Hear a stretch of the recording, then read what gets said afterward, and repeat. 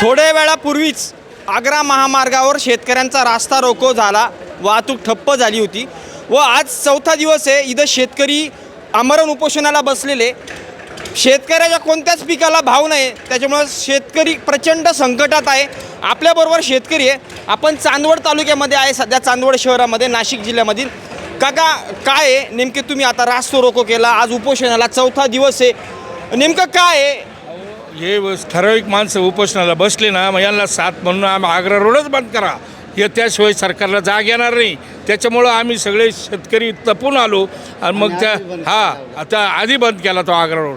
आणि आज शेतीमालाला भाव नाही ना हो, 1200-1300 रुपये क्विंटलला खर्च आहे कांद्याचा. आणि तो आज किती 700-800 इकतो, म्हणजे तोट्यात चाललं ना सगळं. मकालाही भाव नाही, यालाही भाव नाही, काय करायचं आता पुढं? लग्न खरं तर म्हणजे 2-4 वर्षापासून कांद्याची परिस्थिती वाईट आहे, सोयाबीनची वाईट आहे. मकाचे 2 रुपये व्हायचे, तर आता मकाचं पण अहो असंच झालं ना. आम्ही भाव गेला तर इकडे बारदन नाही ना, आमकं नाही, काहीच नाही, मकाही घेते नाही, काहीच नाही ना. फेडरेशन चालू केलं म्हणतात ते. ते काहीच नाही, त्याला बंद आहे ते किरकोळ पिरकोळ ते बंद आहे. आणि आज इकडे बरेच निघल्या 2000 भाव 1800 होतं, तेव्हा इकलं नाही. आणि फेडरेशन काढलं आणि ते फेडरेशन अजून लॉस झालो आम्ही. लय शेतकऱ्याची वाईट परिस्थिती, आज काहीच नाही.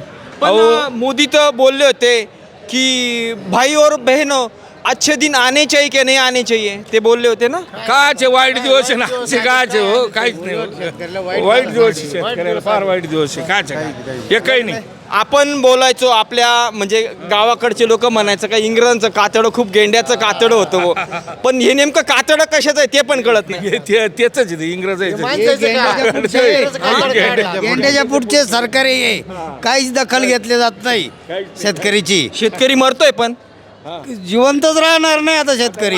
असं म्हणू शकतो का यांची राजकीय दुकानदारी चालण्यासाठी शेतकऱ्याचं रक्त पिल्या जातंय? रक्त नाही, रक्तापेक्षा भयानक लोक आहे. 1 मिनिट. मला तर असं वाटतं का आपण शेतकरी राजा आहे आणि तो भविष्यातही राहणार आहे. पण आज ज्याला आपण राजा म्हणतो त्याच्या रक्तातच राज्याचं रक्त नाही येते, ते एखाद्या भिकाऱ्याचं रक्त आहे असं मला वाटतं. कारण जो बी राजा राहतो त्याला प्रजेबद्दल काहीतरी कळायला लागतं. आज परिस्थितीच अशी आहे का कोणत्याच मला भाव नाही. घटकाभर 1 वर्ष झालं, 5 वर्ष, 10 वर्ष झाले, तेच चालू आहे.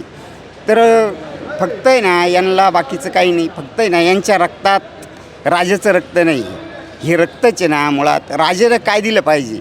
अहो हे कुठंही निकष, आता मका हे करा निकष, कांद्याचं हे कर्जमाफी करा निकष, म्हणजे यांना फक्त आहे ना पटापटा घ्यायच्या मका, काय त्याला शर्ती लावल्या हे करते का? हे ना फक्त निकषाचं सरकारी, कोणत्या निकषातून लोक वगळतील फक्त एवढंच यांना माहिती. यांचं असं आहे का प्रसाद बनवायचा, बनवणारा बनवितो. दादा तुम्ही कोण गावचे आणि किती तुमचं नेमकं पीक कोणते खर्च? मकान कांद्याचे. अच्छा. त्यांना असे निकष लावला का हेक्टरी 5 बिघाला 35 क्विंटल घेऊन राहिले तर शेतकऱ्यांना करायचं का? जर सरसकट मका घेतले शेतकऱ्याचं काही 2 रुपये मिळतील. असं कांद्याचं 700-800 रुपये विकू राहिले तर त्याच्यात खर्च वसूल नाही होत.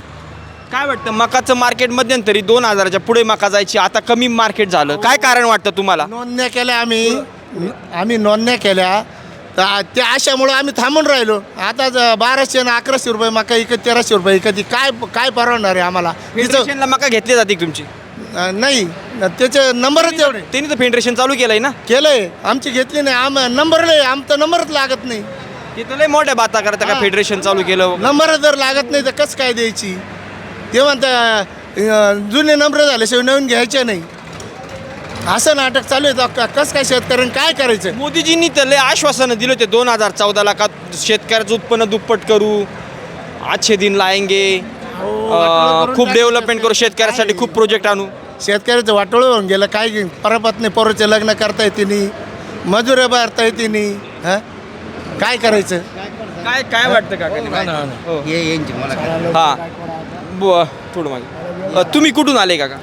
तळेगाव रोहिला, चांदवड तालुका. काय वाटतं 2014च्या निवडणुकीमध्ये मोदींनी खूप म्हणजे लोक आशेने बघत होते, असे आश्वासनं दिले होते, भाव दुप्पट करू, पीक म्हणजे उत्पन्न दुप्पट करू, डेव्हलपमेंट प्रोसेसिंग प्रोजेक्ट आणू, शेतीला चांगलं डेव्हलप करू. आणि खूप आशा लागल्या त्या लोकांच्या. पण 2200, 2300, 2400चं मकाचं मार्केट डायरेक्ट 1200, 1300, 1400 येऊन ठेवलं. मग आजचे दिन हेच म्हणायचे का? आता त्यांना फक्त निवडून येण्यासाठीच त्यांनी ह्या घोषणा केलेल्या आहे. बाकी घोषणा सगळ्या पोकळ आहे. आज मला 70,000 रुपये खर्च आला कांद्याला आणि मी कर्ज काढून ते कांदे लावले होते. त्यानंतर मला फक्त 40,000 झाले. आता 30,000 मला द्यायचे, याच्यासाठी मला आत्महत्याच करावं लागेल. पैसा देणार कुठून मी? कुठून देणार पैसा मी ते? मग शासनानं ज्या टायमाला तुम्ही मतदान आलं, निवडून यायच्या टायमाला जर तुम्ही एवढे आश्वासनं देता, नंतर का असं परत केलं? पण एवढं लक्षात ठेवा म्हणा, जर असेच जर दिवस चालू राहिले तर शेतकरीसुद्धा तुम्हाला एखाद्या दिवस खाली खेचल्याशिवाय राहणार नाही. एवढं काय हां, एवढं जर शेतकऱ्याला तुम्ही ताणलं ना, शेतकरी तुम्हाला खाली खेचल्याशिवाय राहणारच नाही. एवढं आजच आम्ही लिहून देतो त्याचं.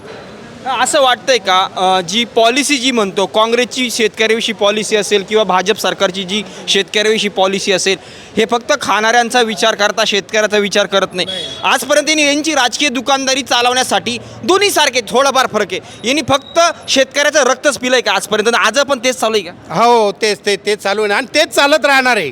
हे फक्त निवडणुकीच्या टायमाला फक्त घोषणा करतात आणि पण नंतर ते जे आहे ते चालू राहतात. मला एक सांगा, जर समजा तिजोरीमध्ये खडखडाट आहे, तिजोरीमध्ये राजाच्या खडखडाट आहे शासनाच्या, भ्रष्टाचार कसे होतात, भ्रष्टाचाराला पैसा कुठून येतो? तिजोरीत कधी खडखडाट? आता शेतकऱ्यासाठी म्हणा, गरिबांसाठी म्हणा, तिजोरीत खडखडाट आहे म्हणतात. आणि मग तुम्हाला भ्रष्टाचार करायला तो पैसा येतो कुठून? तो बाहेरच्या बाहेर तुम्ही लंपच घेता आणि शेतकऱ्याचा असं बळी देतात. अरे शेतकरी राजा असला तर तुम्ही, आणि शेतकऱ्यावरच सगळं चालत आहे राजकारण, तरी तुम्ही शेतकऱ्याला इतका मार देता. तर शेतकरीच एकदा जर हे झाला खंबीर तर तुम्हाला खुर्चीवर खाली घेतल्याशिवाय राहणार नाही. वास्तविक तुम्ही जे आमदार खासदार निवडून दिलेले, यांनी काय सोन्याचं ताटण, सोन्याचा चमचा, यांच्या काय त्या गाड्या, यांचं काय ते सगळी हे सगळी स्टाईल त्यांची. आणि शेतकऱ्याचा प्रश्न मांडायचा म्हटलं तर हे अधिवेशनात यांनी मांडायला पाहिजे, हे काही बोलत पण नाही. आत्तापर्यंत एकही शब्द मानलेला, आता 4 दिवस झाले उपोषणाला झालं, काही कोणी आलं का तिथं याच्यावर काही कोणी बोललं का? एक तरी शब्द बोललं का बा आपण जर समजा आमदार खासदार किंवा यांचा जर समजा पगार वाढता, तर 1 मिनिटामध्ये पगार वाढविता तुम्ही, आणि शेतकऱ्यासाठी 8-8, 10-10 महिना का लावता तुम्ही? कशासाठी? अरे शेतकऱ्याच्या जीवावर तुमचं राजकारण चालत आहे आणि शेतकऱ्यालाच तुम्ही मातीत गाडायला निघाले. तरी शासनानं थोडक्यात समजून जावं, आणि नाहीतर तुम्हाला खुर्चीवर खाली खेचण्याचा प्रयत्नच करा. बऱ्याच वर्षापासून शेतकऱ्याचे हाल आहे. एक प्रवृत्ती असते रावण प्रवृत्ती व देव प्रवृत्ती, म्हणजे सैतानी व राक्षसी.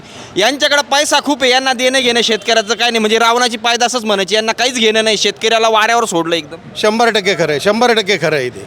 आणि ते असंच करत राहणार, एवढं लक्षात ठेवा. पण आता शेतकऱ्यांना जरा मजबूत होऊन जेव्हा निवडणुकीला येतात आणि त्याला ते भाळतात, तेवढं भाळू नये आणि कठोर राहावा आणि त्यांना खाली घ्या. पण एक शोकांतिक आहे, लोक जातीसाठी ताबडतोब एक होत्या, पण मातीसाठी होत नाही. शेतीसाठी लोक लवकर एक होत नाही. नाही कोणी, आणि होणार पण नाही. कारण म्हणते ना, एखाद्या वाघाच्या तोंडाला रक्त लागलं तर तो पहिला तेच काम करत असो, बाकीचं दुसरं काहीच करू शकत नाही. हे शेतकऱ्याला मारतच राहणार आहे, शेवटपर्यंत मारतच राहणार आहे शेतकऱ्याला.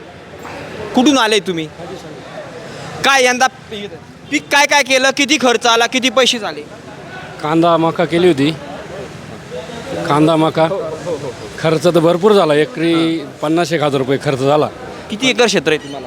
आम्हाला 6 एकर क्षेत्र आहे. बरं, काय पीक आहे? कांदा मका, बाकी सोयाबीनचा काही पैसे भेटले नाही यंदा. तिथे भेटतच नाही. मकातून भेटायचे, पण आता एक मी रात्री बाईट ऐकली 9:30ला. रोशन कुडके नावाचा शेतकरी, त्यानं कर्जाला फेडण्यासाठी स्वतःच्या किडण्या ऐकल्या. एवढी भयानक परिस्थिती. ते विदर्भातला कुठं? विदर्भातला विजय कोटवार साहेब, 19 शेतकऱ्यांनी किडण्या ऐकल्या स्वतःच्या. तुम्ही जर किडण्या विकस तर त्यांचं पाहत नसेल तर हे सरकार करते काय? इकडं आज 4 दिवस होऊन उपोषण, एकही शेतकरी, यांना काहीच घेणं नाही. यांच्याकडे सगळं भरपूर आहे, फक्त यांना पैसा, गाड्या, भ्रष्टाचार आणि बस. शेतकऱ्यांना काही घेणं. एकही शासनाचा कर्मचारी इडं आला नाही. आणि आपल्या तालुक्यातले आमदार कुठं जायला? दिल्लीला. त्याने इडं समस्या मांडायला इडं घेऊन यायला पाहिलं. मंत्री असो कर इडं यायला पाहिजे. तुम्ही तिडं मांडून काय उपयोगी? आज म्हणते येणार आहे दादा भुसे, काहीच करणार नाही. येऊन काय करणार आहे? काहीच नाही. येणं आश्वासन द्यावा तर यावं, नाही तिकडे येऊच नाही. अनुदान काय कांद्याला असेल काय 1500 अनुदान अनुदान किती देता होते? काय देता किती देतात? येते नाही, पण काहीतरी पात्रात पाडून घ्यावं लागेल आपल्याला. अहो, भाव भेटला पाहिजे. ते बांगलादेश निर्यात बंद करता काय? बांगलादेश तुमचा कांदा घेऊ शकत नाही. बांगलादेशला तुम्ही काय करता, यंदा घेतला पुढं नाही, पुढं घेतला यंदा द्यायचं नाही. त्यामुळं बांगलादेशनं तुम्हाला किंमत ठेवली नाही. या शेतकऱ्याच्याच 150 रुपये एकही आपल्या बाहेर देशात आपली की कांद्याची किंमत राहिली नाही. दादा या 2 मिनटं. कुठून आले तुम्ही? तुम्ही आलेले कुठून? थोडक्यात आपण तुमची माहिती घेऊ. थोडं पुढे व्हा. गाव कोणतं? गाव इडलं चांद. किती क्षेत्र आहे तुम्हाला शेती? 14 बिघे. बरं, 14 बिघ्यामध्ये यंदा तुम्ही काय काय पीक केलंय? किती खर्च झाला आणि किती झाले तुम्हाला? अहो कांद्याचा खर्च निघाला नाही, पूर्ण सडून गेले. आगात कांदे होते आमचे. किती खर्च झाला? 2 लाख रुपये खर्च झाला. बरं, मग अजून दुसरं पीक काय केलं? नाही दुसरं काहीच नाही. आम्हाला पाणी राहत नाही, त्याच्यामुळे नुसते कांदेच राहते आमचे. तुमचा नेमकं किती खर्च झाला आणि किती राहिले? किती लॉस आला का नफा तोटा काय झाला? 1 लाख रुपये लॉस आलो ना. अच्छा. हां. मग आता मकाचं काही आहे का? मका नाही मका नाही, काहीच नाही. पाणी फक्त कांदेच होतं. हा. ठीक आहे, धन्यवाद दादा.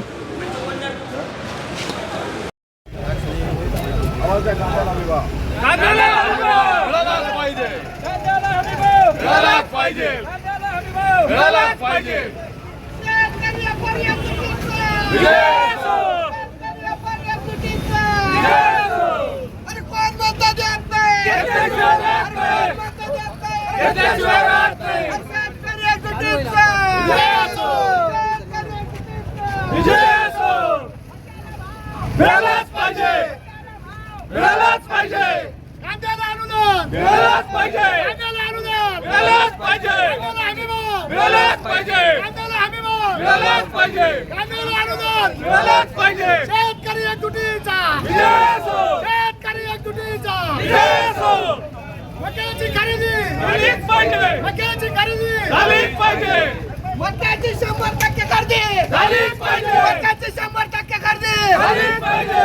झालीच पाहिजे. झालीच पाहिजे. झालीच पाहिजे. कोण बता देणार नाही. कोण बता देणार नाही. कोण बता देणार नाही. शेतकरी एकजुटीचा. शेतकरी एकजुटीचा.